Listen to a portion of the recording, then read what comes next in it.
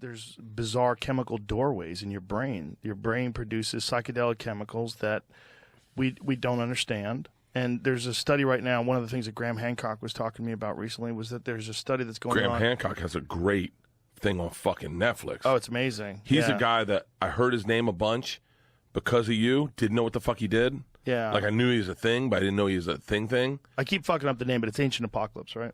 Yeah, Ancient Apocalypse. It's very good. It's really good. But this is the culmination of Graham's life work. I mean, I found out about his original book, Fingerprints of the Gods, in the 90s, and I remember reading it, and people were, like, ridiculing it, saying, oh, that's preposterous, that's pseudoscience.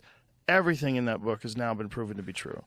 All of it, all of his hypothesis, and now it's correlated with data that shows about these asteroid impacts. And so Randall Carlson and him teaming together. So Randall's an expert on these comet impacts and the impact that it had in the Younger Dryas impact theory. And then Graham is an expert on these ancient civilizations. And so the two of them together have put together this very, very fascinating timeline of the rebirth of human civilization, which is around 11,800 years ago, that we got fucking rocked and it reset the earth.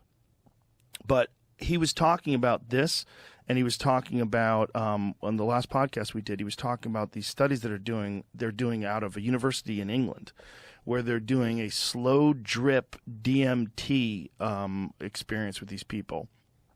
And because they're doing it for hours and hours, they do a slow drip where they keep them in this state, which is normally a very transient state. Well, because you hit it with a fucking pipe. Yeah. Normally. Yeah, normally. So there's no regulating how much you get. Right. So this, because it's an IV, because it's coming in a drip, it's like constant and continuous.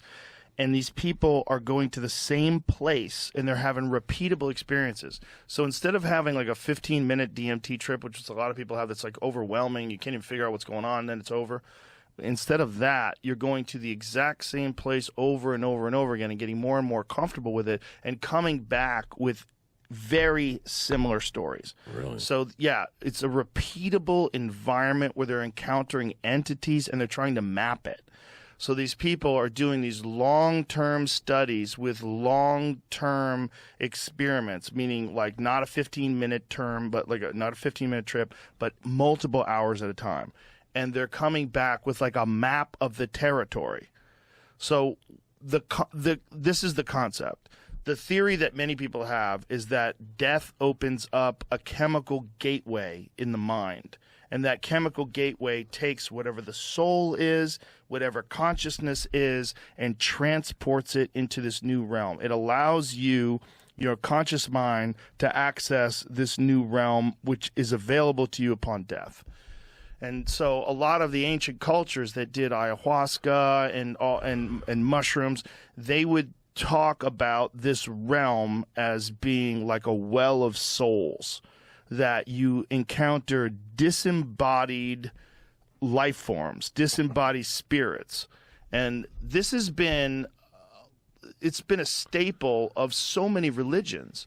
There's so many religions that talk about the afterlife. I mean, I get that you would want to come up with something like that just because you wanted to have some sort of a reason to keep going with the rational mind when you're dealing with this existential angst of a temporary existence and one day you're just going to be worm food. What's the point of it all? Why don't I end it now? Yeah. It's too much. Life is to live is to suffer. No. There's something waiting for you when it's over. And this is like, that's the carrot at the end of the stick. So a lot of people think, well, I'm too smart for that fucking carrot. Like, no. Life is suffering. Life is pointless. And it goes black one day. It's like what Bourdain did to himself. It's like there's like this romantic notion that some people have that to end this depressing thinking is like to just do it, just to end your own life is the best way to just get through this. But they don't know. They don't know. Like, you don't know that you just go black. You have no idea. They don't know. And to say that is so foolish. Just to think of the fucking complexity of the universe itself. just the vast scope of it. And now with this James Webb telescope, they're starting to like look at galaxies that don't even make sense. Like, how is this galaxy so formed and it's so far away? Like, is the universe older than we think it is? Like, there's all this new speculation now because of new data. To think that you know what happens to you when you die is dumb. It's dumb. You don't. You cannot know. I thought this was going to give me a panic attack, and now I'm feeling better about myself. Yeah, to be clear, I don't think it ends. I don't think it ends either. I just don't think it ever ends. I think the real fear is not that it doesn't end. The real fear is that it never ends.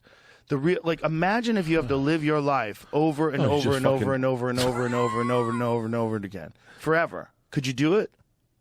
Doesn't that a freak out? Isn't it interesting? Listen to this. Okay. Last night. Yeah. Didn't we have a great time? Had a blast. Hadn't seen you in forever. It was a really great We hug. Dude, what's up? Have a couple of cocktails. And for me, I'm a manager of a club now. I'm like walking around. I didn't even perform. Get to hang I just out. got to hang out. Get to hang out in Mitzi's room and have a real we talk went to for like have a nice dinner. Oh. Wouldn't you want to do that forever and ever and ever and ever? Yeah. But can you? Yep. This is the thought. For some people, that makes them freak out. This idea that you would live your life, the life that you have right now, forever, and you would just keep going back and doing it all again until you get it right. I would